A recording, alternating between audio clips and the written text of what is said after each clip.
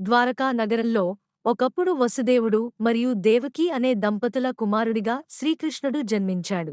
కృష్ణుడు పుట్టిన వెంటనే అతడిని చెడ్డ రాక్షసుడు కంసుడు నుండి కాపాడేందుకు నందగోపుడు, యశోదమ్మ ఇంటికి గోకులకి తీసుకెళ్లారు. కృష్ణుడు చిన్నప్పటినుంచే చాలా చిలిపి. ఆయనకి వెన్న చాలా ఇష్టం.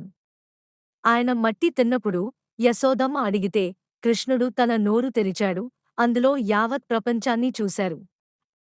ఆయన అందరినీ ప్రేమించేవాడు, చిన్నవారిని పెద్దవారిని.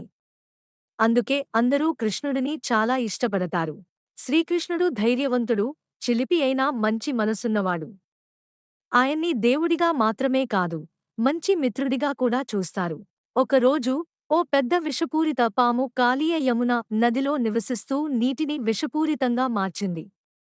కృష్ణుడు నీటిలోకి దూకి కాళీయ పైన నాట్యం చేసి దాన్ని ఓడించాడు.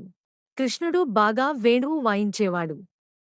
ఆయన బాసురి విన్న వెంటనే గోవులు, పక్షులు, పిల్లలు అందరూ ఆనందంతో తలలూపేవారు.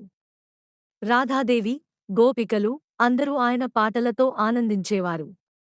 శ్రద్ధ, ధైర్యం, దయ ఉన్నవారిని అందరూ ప్రేమిస్తారు.